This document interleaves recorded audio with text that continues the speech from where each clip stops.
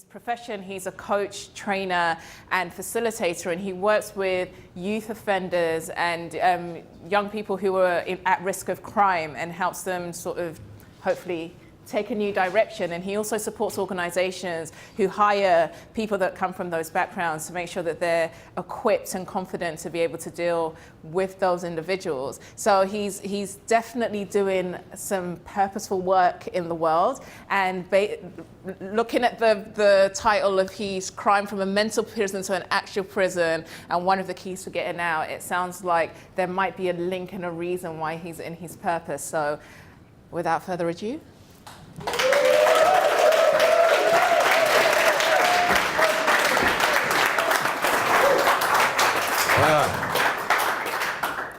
thank you, Linda, for that introduction. And yes, it was a true introduction. That's how I met Linda for the first time. So my talk is about how I came out of my mental prison, why I chose to go to an actual prison, and what I feel is one of the most effective keys to getting out. So just to put some things in context, I mainly work as a coach and trainer. And actually both of those skills came from Mo. So if there's anyone who's wondering if the skills and qualifications you get from Mo Foundation can work in a workplace, they definitely can, because I'm using them. And I work across all sectors, so the corporate, the public, and the voluntary sector, with a wide range of client groups, from directors to people in prison. So I really want to share with you my personal story about how I became a coach, and the impacts that the coaching is having in prisons. So I grew up in an African household, and typically what that means is I saw my mum work hard, and she would always have high aspirations for me. Become a doctor or a lawyer, she would say, and obviously as a youngster I'd be like, yes mum, of course. But I mean, I knew that wasn't my reality, because in my mind the doctors were Asians and the lawyers were white, so none of them looked like me. With that as well, neither me or any of my friends had parents that did jobs remotely similar to any of those professions. I mean, our parents worked in supermarkets and were cleaners, or basically did a job which meant they worked long hours for a low amount of money. So I suppose, true to the cliche, my role models really were sports stars or gangsters. And I suppose the older I grew up, the more football seemed like a myth, the more the road lifestyle seemed to become a reality. So, I went from selling cookies to stolen goods, then eventually got into urban pharmaceuticals, if you know what I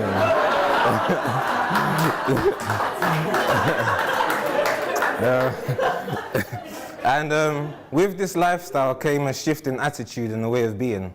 So all of a sudden, I found myself doing things that I had seen those before me doing. And, I never really considered myself a bad person, but in my mind, I had been dealt certain cards in life, so I basically had to do the best with the cards I was given. And I just sort of made a pact to myself, said, you know what, Jeffrey, just do what you can to make money, but try not to hurt anybody unless, absolutely necessary. So, coming from an African household, of course, with my mum's high aspirations, education was still always on the cards. And what that meant is I did make it through secondary school, I narrowly made it through college, and I actually got into university. The only issue is I was the only one of my friends that went to university. So, I felt isolated and alone. And actually, because of sort of my lifestyle and the way things were, I really struggled with the work. But that, the way I interpreted that is, this is it, this isn't the life for me. People like me don't come to university. So I just thought, you know what, I'm here, make the most of my first year. So I kind of planned to just mess about until eventually I got kicked out, and then I had a plan B. And that was, when I get kicked out, sell some drugs till I can get myself a driver's license. Because I remember seeing a bus go past saying 24K, 24K a year, the bus drivers got. And I thought to myself, my mum gets nowhere near 24K, so if I'm on 24K, I'm in good stuff. At the same time, I think teachers at that time got an average of about 25K. So I thought, I'm not really missing out. And if I sell some drugs on the side, I can get about 40K. And in my head, I would be rich. So this was my plan. And actually, around that time at uni, then I started to meet various different people at different times. And all of these people took an interest in me and made an effort to be friendly. And I noticed a common theme amongst all of them, and that is they were Christians. And in my talk with them, a lot of them would say, they would tell me some amazing stories about how God had done amazing things in their lives. And I thought to myself, well, all of these people that seem happy, and they've got something I haven't got. So, I decided to stick with them. I became a Christian, and I made some good friends, some friends that I have till this day. And things started to change for me. I started to understand the uni work, and I decided to stay at uni. I forgot about selling drugs, and my first year uni experience was actually quite positive until the final week of my first year. I believe it was the Wednesday of that week. And again, I just found myself alone in my room, and what had happened is I had called a few of my friends just to be like, it's the last week of uni, let's hang out. And everyone seemed to be busy. Everyone had something else to do. And then I was isolated again. And I had that same feeling I had when I first started uni. So then I asked myself the question, has life actually changed for me? The only thing I can say has changed is I understand the work more, but what else? Then I thought, I met all these Christians who said, God has done amazing things in their life, but actually, what's he done in my life?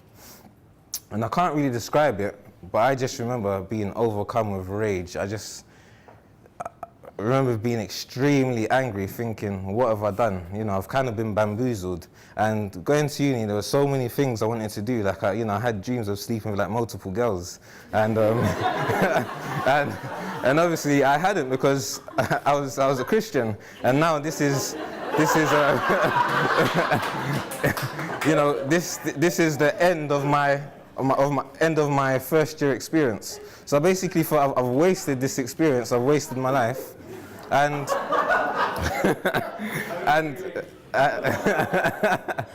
and really it took a dark turn, because I just started to think, I don't think my life's ever actually really been that good. And I was thinking, why am I even here? I didn't even ask to be born, but all of a sudden I'm born and I have to live this life. So I just remember really just, in a sense, giving up. And I just thought, forget everything. I thought, I don't care about being a bus driver anymore. I'm just going to sell drugs, and I'm going to live the most reckless life I can live. And I knew that was going to get me one or two places, prison or dead. And at that time, I was just numb to both. And then on that day, actually a few hours to be precise, there were a series of random events that had happened. And I had about 15 people in my university room. So, I went from being isolated to being surrounded with people. And of these people were two girls who didn't actually attend the uni. And I ended up connecting with one of them. And if I just fast forward about two weeks later, so I'd actually finished uni by now, one of the girls asked me to give her a call. So I gave her a call, and she says, I had a dream about you that I want to share. So I said, go on. And now I'm listening to this girl tell me all about my life. As in the dream, I told her my whole life story, but everything she's saying is accurate. And then the craziest thing is, she starts telling me about the thoughts and feelings I'm presently having, which I've never said to anyone before. Then she says to me, I'm a Christian, and I believe God gave me those dreams because he wants you to know he loves you and he's watching over you. So of course I became intrigued, and I decided to, stick with being a Christian and continue going to church. And I remember hearing a particular message on a certain day, and then the pastor said, if you want to know the purpose for something, you have to ask its creator. And if you want to know your purpose, you have to ask God who created you. So then I just remember asking the question, God, what is my purpose? And one day I was just walking, and I kind of looked up into the sky. And all of a sudden, things just changed for me. My world used to be this small. I actually couldn't see anything. I never believed that I could work in an office, because again, I thought those things weren't for people like me. But all of a sudden, I believed I could do anything in my life, and I thought all I have to do is choose. So then I said, what is it that I want to do? And then the thought came to me, I bet there's so many people just like me, so many people who've grown up in my environment, full of potential, can do so much, but they feel like they can't, because they also feel they've been dealt particular cards in life, and therefore they have to ascribe to a particular lifestyle. So I said, you know what, I'm just going to go and tell them it doesn't have to be this way. And that was just literally my simple message. And my way of doing that at the time was getting into youth work. And I worked on many different projects. And I worked with children who had behavioural difficulties. I worked with the youth offending team. I worked with young people in gangs. And I was quite successful. I helped loads of people turn their life around and go on the right track. But there was always something there. And I felt like this is too easy. And I felt like there needs to be more of a challenge. And then I had the thought, you know what? I want to work with all the worst people in society. I want to work with the people nobody else wants to work with. I want to work with the people who people feel there's no hope for, because I felt hopeless. And I want to work with the people who feel there's no hope for themselves. And then it said, you know, you're going to find them in prison. So I thought, okay. The only issue is up until this point, I was sort of using my own story as inspiration for those who I worked with. You know, saying, oh, I've been there, I've done that, I've got a criminal record, but look at me, I've turned things around and I'm working. But I knew that wouldn't work in the prisons because I haven't been to prison, and therefore I wouldn't be able to relate to them in the same way. And then around that time, I was doing an internship at a charity, and my line manager was a coach. And she gave me a coaching session. And that coaching session absolutely blew my mind. I couldn't believe the things that had come out of me just through someone asking me questions. I said, this is it. That's what I need to take to the prisons. And in my mind, you know, let me do my career, and when I'm about 30, I've got a bit of money, I'll do a coaching course because, you know, I heard they were expensive. But this is where the Mo Foundation comes in, because Darren, Carlo, and actually a few of the trustees who are here today, they funded the charity I was doing an internship with. They funded some young people to go away. And I went along as a peer mentor, so this is where I started to meet some of the people from the Mo community. So in 2012, when they were ready to launch the first course, I just got an email come through, said, you know, would you like to be a coach, or would you like to come in this coaching course? And I thought, brilliant. And at that time, I just finished university. So I go in the coaching course, I pass, and now I need to test out my theory. You know, is this going to work in prisons? And I remember I volunteered for an organization that offered mentoring to 18 to 25-year-olds in custody. And even though it was a mentoring organization, I thought I'm going to use coaching because I believe that would be a lot more effective. So for the benefit of the people in the room who aren't sure what coaching is, as simple as I can explain it, coaching is a self-directed way of learning. And a skilled coach will help the person they're coaching, often referred to as the coachee, to identify what it is they really want. They then get that person to look at where they are and what they need to do to get from where they are to where they want to be. And through the process of questioning, the coachee will learn a lot more about themselves and their situation. Now for me, one of the most powerful things about coaching are all the aha moments that come. And, you know, the thing about offenders is they actually don't listen to anybody. You know, they don't listen to their parents, they don't listen to people in authority, and they certainly don't listen to the law. But the one person they do listen to is themselves. And that's why I believe coaching is unique in that respect, because it allows them to tell themselves to do positive things. So that was my method. So as I mentioned, I volunteered for this charity that works with the 18 to 25-year-olds. And, and I find myself on the 3rd floor of a prison block just outside the wing. And an officer brings through a young man who was 21 years old at the time. And he brings him into the room. He walks out the room, locks the door, and walks onto the wing. So I'm now stuck in this room with this offender. And very distinctive. He had tattoos on his arms, he had tattoos on his neck, and as I got to know him, he had tattooed his gang's name on his knuckles. He also had teardrop tattoos on his face. And the saying at that time was, if you've ever killed someone, you put a teardrop for every person you've killed under one of your eyes. But if you know some people who've died, you put a teardrop under your other eye for as many people as you know that have died. So I'm sitting in this room trying to figure out if I'm with a killer or not. and in my head, you know, I thought I was. And the craziest thing about it is this young man I'm talking about is white. Now, the reason why that's crazy is because he's in a predominantly black and Asian prison, and he looks the way he does. And I remember thinking to myself, if this guy doesn't know how to take care of himself, he's in a lot of trouble. And, you know, as we got talking, I found out, I mean, he could take care of himself, but he actually was in a lot of trouble. And the prison at the time wasn't a safe place for him. But anyway, we get coaching. And as we get coaching, we build rapport, and he tells me a few things about himself. One of the things he tells me is he's expecting his first child January of the following year, and this is about November times. He also tells me he's got another case pending for a robbery which he didn't commit. And if he gets found guilty for the robbery, he's not going to be out for the birth of his first child. However, he says obviously he didn't commit the robbery, and it's quite likely he'll get not guilty because the victims actually died. And he didn't kill the victim or anything. The victim died of an overdose. So it's actually the victim's family who was pressing charges for the robbery. But anyway, we get coaching. And part of what we spoke about in the first session was, how can he change his life around? And he said, I'm into music and I know some people in the industry. So basically, I want to write some music so by the time I'm out, I have something to release. So we spoke about that. Then he set himself some actions that before our next session, he's going to have written some lyrics and we're going to go through.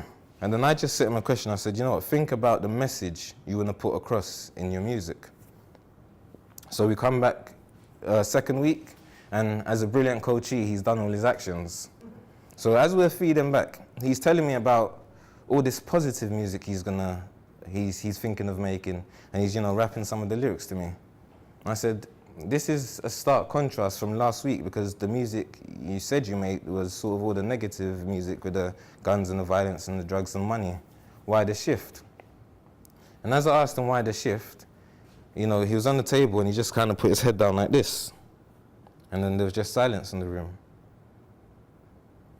And then when he looked up, he was crying. And he said, because I'm a good person. And then the tears really started to flow. Then he said, I never knew I was a good person, and I didn't believe I could be a good person because of all the bad stuff I've done. And now I want to make positive music so that my fans and those who are younger than me can choose a different route. And I thought, wow, that's amazing. So we got coaching, and then the session ended. Then I came back week 3, and I was feeling really inspired by what had happened the last week, so I was looking forward to seeing him.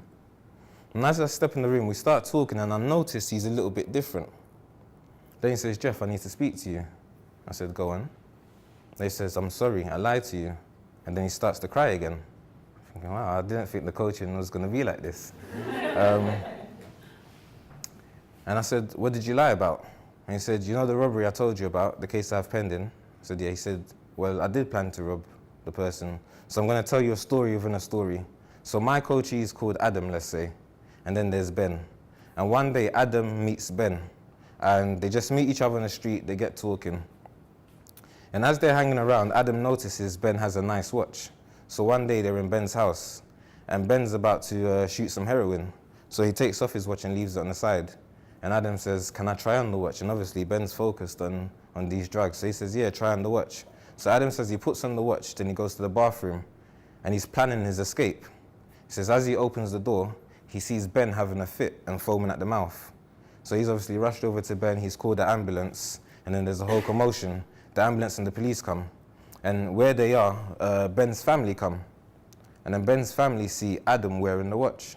Then they say to the police, Ben never took off that watch because his dad gave it to him. And I believe his dad may have passed away. So they're like, he's probably tried to rob Ben. So the police say to Adam, where did you get that watch? And he says, oh, I borrowed it. And that's sort of where the story's at. So he says, Jefrrey, I'm sorry for lying. And he says, actually, within the week, I've actually called my solicitor and I've said to him, I want to change my plea from not guilty to guilty. And my solicitor said, I'm crazy because there's no evidence. You're basically going to do time when you don't have to. And I told my solicitor, no, I'm not going to do that because I'm a good person and therefore I have to take responsibility for what I've done. So we continue the session. And then it ends. Then I come back week 4, just thinking, what's happened in this time. And he also said to me, he doesn't know what time he's going to get for pleading guilty to the robbery, but it's quite likely that he's not going to come out in time for the birth of his first child, which he's also had to share with his partner. So I come back week 4, I'm asking for Adam, and then the officers actually tell me Adam's been moved to another prison, because again, that prison wasn't safe for him. So I never actually saw Adam again. And that was a very profound experience for me, because I went into this work wanting people to stop reoffending, wanting people to take responsibility for their actions. And here I am seeing a man who could easily get a not guilty plea, but realize he's a good person and choose to plead guilty. And for me, you know, there's many stories I could have shared with you, because I've got other stories about people's journeys who I've followed in the community, and you know, they've left their offending lifestyle and they're actually doing positive things at the moment. But I chose to share that story because for me, it shows the heart of a man. And it also proved to me what I believed in the very beginning, that we're all amazing, we're all good at heart, and sometimes we just need something to help us see it. And for me, I believe coaching is one of the things that can help us see it. Thank you.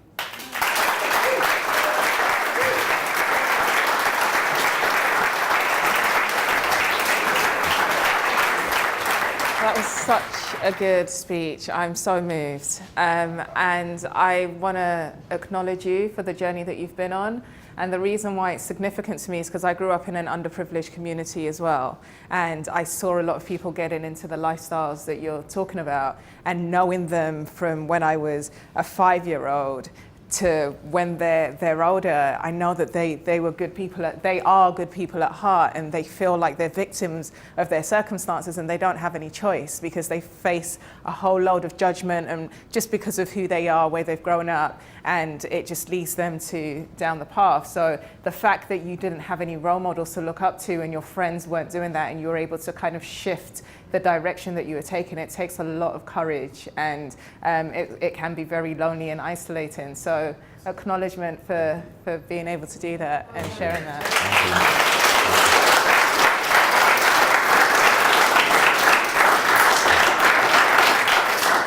I won't take too much of the Q&A time. So as you can see, I was very moved by this. So I want to just keep talking. But the other thing I want to say is that one thing that you demonstrated when you were talking about your journey is the ability to know what you want and then ask the question and then leave space for the solution to appear. And I think a lot of people get stuck in when they're chasing their dreams because it's kind of the unknown. So it's really, really scary. So then you'd rather not take the step at all, rather than getting consumed. So you get consumed in the why I can't do it, instead of asking quality questions like, how can I do it? Or how can I do a coaching course? And then an email comes up to say, there's a free coaching course. Or how can I, what's next for me? And then someone comes up and says Christianity. So really, just take that learn in terms of all of those things that you're going to do to get off that pin that you're sitting on, and just start asking quality questions, and the answers will show up. So on that note, does anyone have any questions for Jefrrey?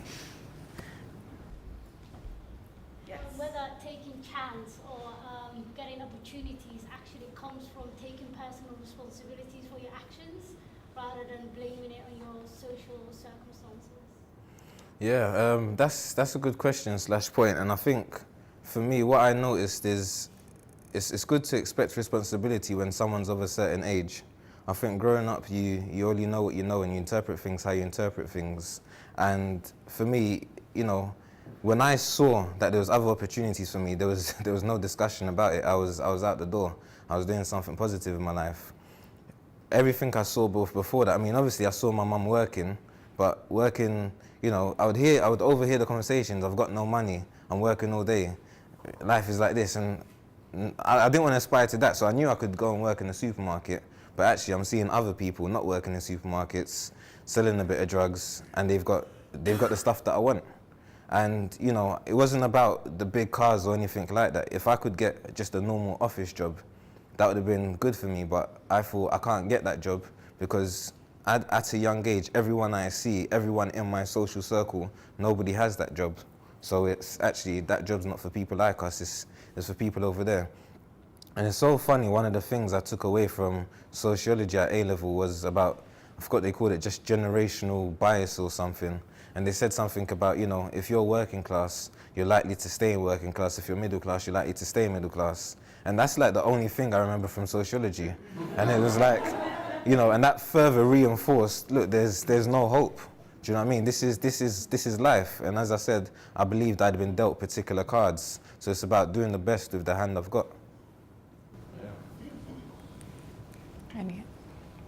I'm intrigued, Jefrrey, because at one point in your story you said that you were in your room by yourself, and then you said that there were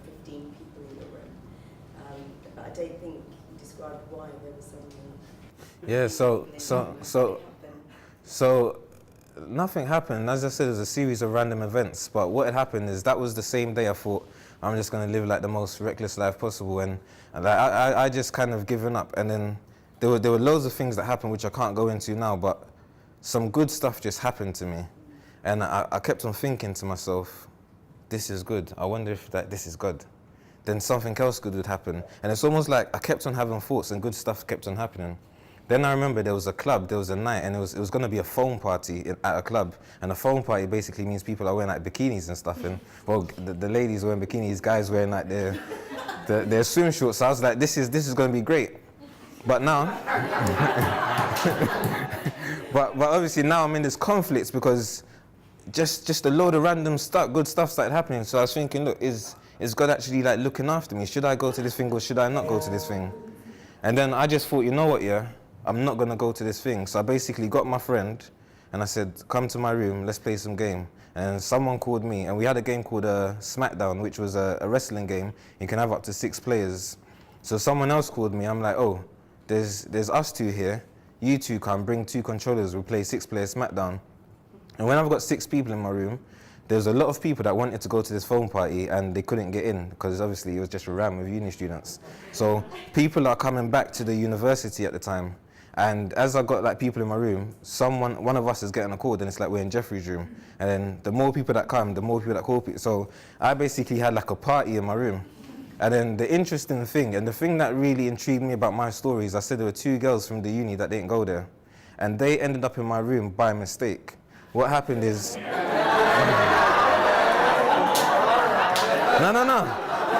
Well, I didn't know that, so obviously I had no influence. But what happened is one of the guys was playing the game, and then he got a phone call. Then someone said to him, "Is Emmanuel there?" And he's just like, yeah, Emmanuel's here. And he hanged up the phone. And these 2 girls were looking for someone called Emmanuel, but Emmanuel wasn't in my room. So as someone's brought these 2 girls to my room, and as he's seen so many people here, he's like, he wants to stay as well. Then he's like, can they stay? And I'm like, yeah, that's fine, they can stay. And I didn't actually know they don't go to the uni. So as the night's wrapping up, we just get talking. And I mean, that's it, you know, conversation just involved. And then I got connected to one of them, as I say, then she had the dream. So even them coming to my room by mistake was quite significant to my story. Because for me, I think it was by design. Oh. Thank you. It's great, yeah. Thank you so much. Thank you.